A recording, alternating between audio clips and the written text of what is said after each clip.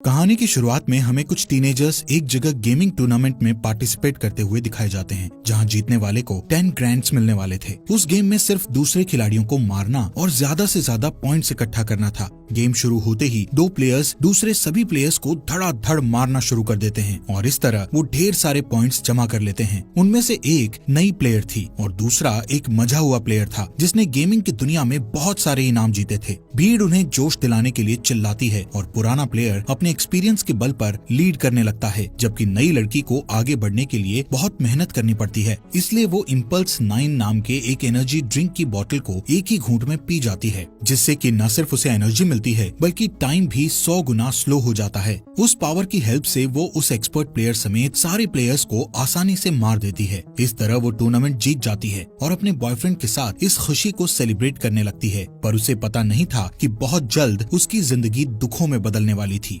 अचानक energy drink की बोतल जमीन पर गिरकर बिखर जाती है और इसी तरह उसकी जिंदगी भी बिखरने लगती है। सीन शिफ्ट होता है और वो अपने आप को 3 बच्चों की माँ के रूप में देखती है। उसका घर बहुत बुरी हालत में था, जहाँ कोई मॉडर्न इक्विपमेंट और इलेक्ट्रिसिटी नहीं थी और इसके चलते उसकी तकलीफ और बढ़ गई थी। घर के बाहर की दुनिया भी उजाड़ और बंजर जमीन के अलावा और कुछ नहीं थी, जहाँ हवा भी जहरीली हो चुकी थी, जिसमें सांस लेना भी मुश्किल था। इसके साथ ही सीन फिर से शिफ्ट होता है और हमें पास्ट की कहानी में वेल हर्नांडेज नाम की एक लड़की को दिखाया जाता है, जो कि एक अच्छी FPS गेमर थी और जिंदगी में उसका एक ही सपना था कि वो एक प्रोफेशनल गेमर बनकर खूब सारा पैसा और नाम कमाए। वो अपने डिवोर्स फादर कार्लोस के साथ रहती थी। 2017 में एक दिन कार्लोस अपनी बेटी वेल को रेस्टोरेंट की जॉब इंटरव्यू के लिए तैयार करता है और वो बेदिली से फॉर्मल्स पहनकर इंटरव्यू के लिए निकल जाती है। बाहर उसका बॉयफ्रेंड इवान अपनी कार में उसे पिक करने के लिए उसका वेट कर रहा था। वहाँ से निकलते ही वेल गाड़ी की पिछली सीट में बैठकर अपने फॉर्मल कपड़े बदलकर कैजुअल पहन लेती है और इंटरव्यू की जगह फील्ड ऑफ फायर नाम के एक गेमिंग टूर्नामेंट खेलने पहुंच जाती है। दूसरे FPS बैटल रॉयल गेम्स की तरह ही फील्ड ऑफ फायर भी एक मल्टीप्लेयर गेम था, जिसमें लास्ट तक टिके रहना ही इसका मेन पर्पस होता है। वेल सोचती है कि अगर वो ये गेम जीत गई तो लाखों रुपए कमा लेगी और उन पैसों से वो अपने लिए एक गेमिंग कंप्यूटर खरीदेगी। पर इवान उसे बताता है कि रॉय नाम का एक मजा हुआ प्रोफेशनल गेमर उस टूर्नामेंट में सरप्राइज अपीयरेंस देने वाला है, जिसे सुनकर वो थोड़ा नर्वस हो जाती है। जल्दी ही वो लोग गेमिंग एरिया में पहुंच जाते हैं, जहां रॉय अपने फैंस के साथ फोटो खिंचवा रहा था। पहला मैच शुरू होने से पहले इवान वेल को समझाता है कि उसे इमोशंस की जगह पूरे फोकस के साथ खेलना चाहिए ताकि वो किसी तरह फाइनल्स तक पहुंच जाए, लेकिन वेल उस घमंडी रॉय को हराना चाहती थी। थोड़ी देर में ही सारे प्लेयर्स अपने अपने कंप्यूटर्स के सामने बैठ जाते हैं और गेम शुरू हो जाता है। गेम की शुरुआत में वेल लीड कर लेती है, लेकिन थोड़ी ही देर में रॉय उसे आसानी से पीछे छोड़ देता है। वो इतना कॉन्फिडेंट था कि गेम के बीच बीच में वहाँ मौजूद क्राउड के साथ इंटरेक्ट भी करता रहता था। इसका फायदा उठाकर वेल कुछ पॉइंट्स जमा कर लेती है और वो जीतने ही वाली थी, लेकिन गेम को फिनिश करने के बजाय वो रॉय को मारकर गेम से आउट करने की कोशिश करती है, पर उसका दांव उल्टा पड़ जाता है और रॉय उसे मारकर गेम से बाहर कर देता है। इसके बावजूद वेल फाइनल्स के लिए क्वालिफाई कर जाती है, जो कि अगले ही दिन होने वाला था। जब वो अपने बॉयफ्रेंड के साथ गेमिंग एरिया से निकलने लगती है तो रॉय वहाँ पहुंचकर उसकी नकल उतारकर उसको चिढ़ाता है। फिर वो अपने फैंस के साथ सेल्फी लेने चला जाता है। इस बीच जब इवान अपनी गाड़ी लेने के लिए जाता है, तब कोजिमा नाम का एक आदमी वेल के पास आकर उसे कहता है कि उसे गेम जीतने के लिए सीक्रेट मालूम है। ये सुनकर वेल हैरत में पड़ जाती है, लेकिन उसके कुछ पूछने से पहले ही वो आदमी उसके हाथ में अपना बिजनेस कार्ड देकर वहाँ से चला जाता है। घर पहुँचने पर वेल बिना कोई आवाज किए चुपके से अपने रूम में जाने की कोशिश करती है, लेकिन उसके डैड उसे देख लेते हैं। वेल के पास कोई चारा नहीं था, इसलिए वो सारी बातें उन्हें सच बता देती है, जिसे सुनकर उसके डैड को बहुत गुस्सा आता है और वो अगले दिन से उसे रेस्टोरेंट जाकर उन लोगों से जॉब का इंटरव्यू लेने की रिक्वेस्ट करने के लिए कहते हैं। लेकिन वेल अपने डैड को समझाती है कि अगले दिन उसके टूर्नामेंट का फाइनल है, जो उसके फ्यूचर के लिए ज्यादा इम्पोर्टेंट है। पर सभी पेरेंट्स की तरह कार्लोस भी उसे समझाता है कि ऑनलाइन गेमिंग का कोई फ्यूचर नहीं है, लेकिन वेल अपनी जिद पर अड़ी रहती है और उसकी बात को इग्नोर करके अपने रूम में चली जाती है। थोड़ी देर बाद वो अपने आज के खेले गए गेम को पॉडकास्ट पर देखती है, जिसमें रॉय को फर्स्ट पोजीशन पाते हुए देखकर उसे बहुत गुस्सा आता है। तभी उसकी नजर कोजिमा के बिजनेस कार्ड पर पड़ती है और उसे ध्यान आता है कि उसने उसे गेम जीतने के सीक्रेट के बारे में बताया था। बदला लेने की तड़प और जीतने की चाहत में वो तुरंत उसके दिए हुए एड्रेस पर जाने का फैसला करती है। जल्दी ही द गोल्डन सॉसर नाम के गेमिंग कैफे में वो पहुंच जाती है, जहां पर कुछ लोग अपने कंप्यूटर्स पर वीडियो गेम्स खेलकर एंजॉय कर रहे होते हैं। तभी कोजिमा उसके पास आता है और उसे बैठकर गेम खेलने के लिए कहता है। वेल को इस बात से हैरानी होती है कि आखिर कोजिमा ने उसे अपना बिजनेस कार्ड क्यों दिया था, पर वो गेम खेलने के लिए बैठ जाती है।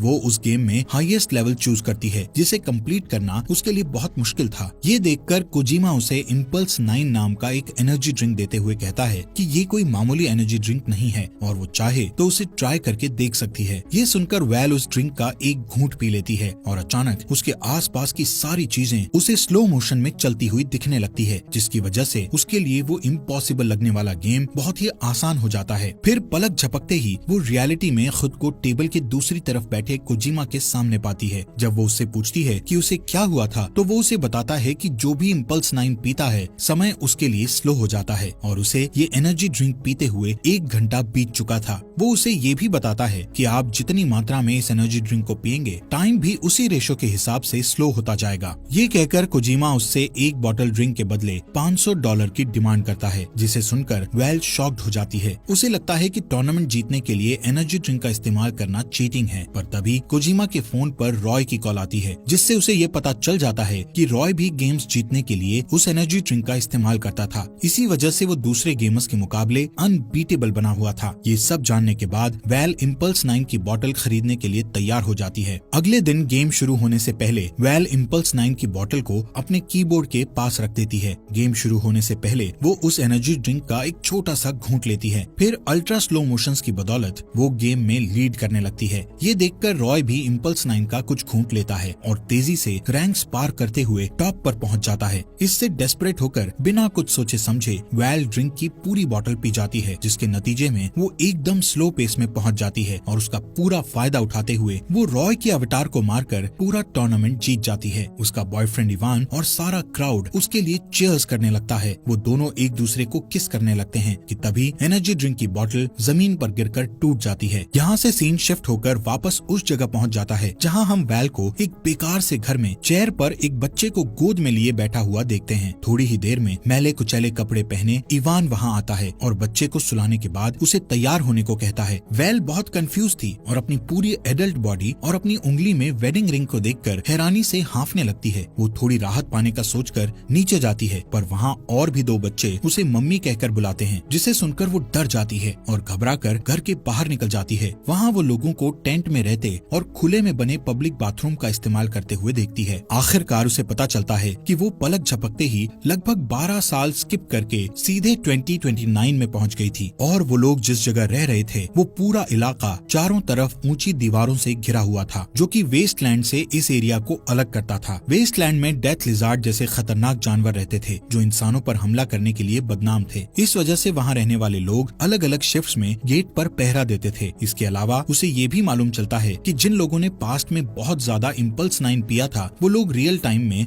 अब जाग रहे थे, जिन्हें पल्सर कहा जाता था। इम्पल्स 9 के ज्यादा इस्तेमाल के नतीजे में लोग बिना किसी मेमोरी के सालों बाद के फ्यूचर में अचानक से पहुंच रहे थे, जिसकी वजह से पूरी दुनिया में अफरा तफरी मची हुई थी। जब कोई अचानक टाइम के बारे में कंफ्यूज सा दिखता तभी उसके पल्सर होने या ना होने के बारे में पता चलता था। इसके अलावा उनकी पहचान का और कोई रास्ता नहीं था। इस भयानक बर्बादी के लिए लोग पल्सर्स को जिम्मेदार मानते थे और उन्हें उस 4 दीवारी के अंदर रहने की इजाजत भी बहुत मुश्किल से देते थे। वेल उस जगह एक पुलिस का काम करती थी और डैन नाम का एक आदमी उसका डिप्टी यानी असिस्टेंट था। पल्सर्स के साथ जिस तरह का बिहेव होता था उससे बचने के लिए वेल खुद भी इम्पल्स 9 कंज्यूम करने की बात सबसे छुपा लेती है। वेल घर आकर सब कुछ ठीक करने की कोशिश करती है कि तभी उसे अपने डैड कार्लोस की याद आती है। वो उनके साथ हुई अपनी आखिरी मुलाकात को याद करने की कोशिश करती है और जैसे ही वो अपना सिर दूसरी तरफ घुमाती है तो उसकी नजर टेबल पर उसके डैड की राख से भरे एक बर्तन पर पड़ती है। वो उसे देखते ही फूट फूट कर रोने लगती है। इतने में डेप्यूटी पुलिस डैन आकर उसे टॉयलेट साफ करने की ड्यूटी पर चलने को कहता है। पहले तो वो जाने से मना कर देती है, पर जब डैन उसे याद दिलाता है कि वो सफाई इंस्पेक्टर है और ये उसका काम है तो उसे जाना ही पड़ता है। उसे कई घंटों तक गंदे टॉयलेट्स की सफाई करनी पड़ती है। इस तरह काफी दिन बीत जाते हैं और धीरे धीरे वेल को उस उजड़े हुए माहौल में रहने की आदत हो जाती है। एक दिन वो अपने सारे ड्यूटीज खत्म करके अपने बच्चों को स्कूल से लेने के लिए जाती है, जहाँ उसकी बेटी सोफिया उसे एक ड्राइंग दिखाकर कहती है कि वो उसकी हीरो है। वेल बहुत थकी हुई होने के कारण बच्ची के एफर्ट्स को अप्रिशिएट नहीं करती है। घर पहुँचने पर वो देखती है कि इवान एक बाइसिकल पर बैठा जोर जोर से पैडल मार रहा है। दरअसल वहाँ इलेक्ट्रिसिटी नहीं होने के कारण वो एक गेम खेलने के लिए पावर प्रोड्यूस कर रहा था। वेल अपने favourite game field of fire को देखकर हैरान रह जाती है। वो बच्चों को सुलाने से पहले एक राउंड खेलने के लिए तैयार हो जाती है। जब इवान लोगों से मिलने के लिए लिए बाहर चला जाता है तो वो बच्चों के साथ गेम खेलने बैठ जाती है। कुछ घंटे बीत जाते हैं कि अचानक इवान भागकर घर आता है।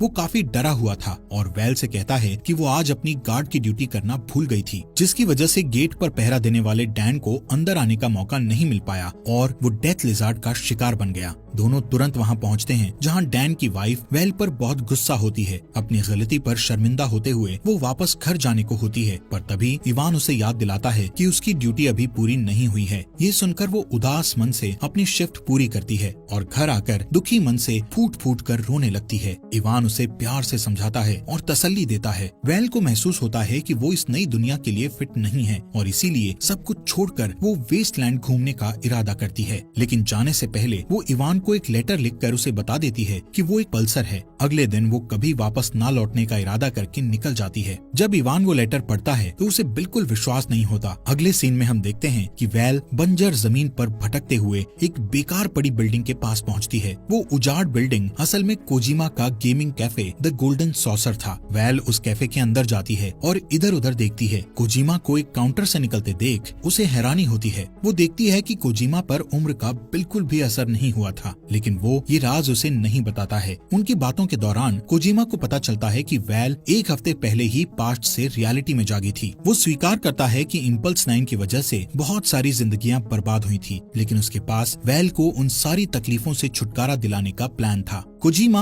इम्पल्स 9 का एक बड़ा बोतल लाकर उसे पीने को देता है। वो ये भी कहता है कि अगर उसने इसे पी लिया तो वो इस दुनिया में वापस कभी नहीं आएगी, क्योंकि वो सैकड़ों साल आगे के फ्यूचर में पहुंच जाएगी और तब तक वो इस दुनिया में मर चुकी होगी। कोजिमा उसे ड्रिंक पीते हुए गेम खेलने का सजेशन भी देता है। वेल को ये आइडिया पसंद आता है और वो अपना favourite game field of fire खेलने बैठ जाती है। पर जब वो इम्पल्स 9 की बोतल को उठाने के लिए आगे की तरफ झुकती है तो उसकी नजर उस ड्राइंग पर पड़ती है जो उसकी बेटी ने उसके लिए बनाया था। वो इमोशनल होकर यादों में खो जाती है। उसे इवान और अपने बच्चों के साथ बिताए सारे खुशगवार पल याद आने लगते हैं। फिर वो एनर्जी ड्रिंक पीने का इरादा छोड़कर वापस अपने परिवार के साथ जिंदगी गुजारने का फैसला करके अपने घर की तरफ चल देती है। लेकिन गेट पर उसे इवान गार्ड की ड्यूटी करते दिखाई देता है, जो उससे बहुत नाराज था। वो उसे अंदर आने से रोक देता है और वेल से कहता है कि उसने सबको धोखा दिया है। वेल अपनी हर गलती के लिए उससे माफी मांगती है। अभी उनकी बात चल ही रही थी कि उन्हें दूर से गोलियों की आवाज सुनाई देती है, क्योंकि डेथ लिजार्ड्स उनकी कम्युनिटी की तरफ बढ़ रहे होते हैं। तब इस बात का खुलासा होता है कि डेथ लिजार्ड्स दरअसल नॉर्मल लोगों का ही एक ग्रुप था जो इंसानों का मांस खाया करता था। उन्हें पास आता देखकर इवान जल्दी से वेल को अंदर कर लेता है और इसी बीच अलार्म बजने लगता है, जिससे सभी लोग डर जाते हैं। एक औरत उसे बताती है कि सब लोग खाई की तरफ जा रहे हैं, क्योंकि अटैकर्स को रोकने के लिए कोई भी पूरी तरह तैयार नहीं था।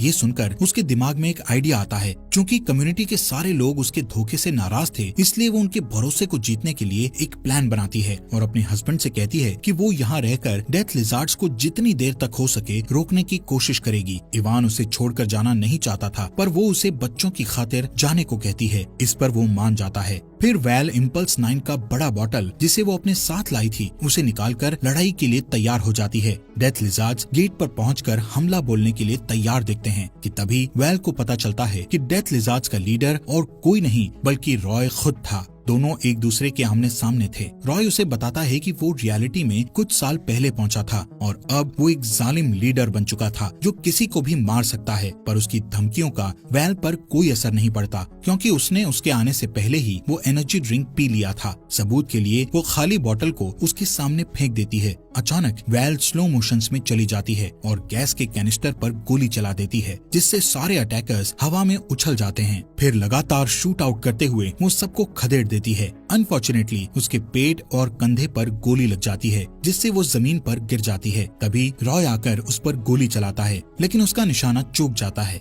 इस मौके का फायदा उठाकर वो उस पर गोली चलाकर उसे मार डालती है। इसके बाद वो अपनी आखिरी सांस लेते हुए आसमान की तरफ एक फ्लेयर गन छोड़ती है, जिससे इवान को ये सिग्नल मिल जाता है कि उसकी कम्युनिटी अब सेफ है। एक तरफ इवान आसमान की तरफ जाते हुए ब्राइट रेड फ्लेयर को देखता है और दूसरी तरफ वेल धीरे धीरे अपनी आखिरी सांस ले रही होती है। दोस्तों, हमारे फॉक्स एक्सप्लेनर हिंदी चैनल को सब्सक्राइब करना मत भूलना।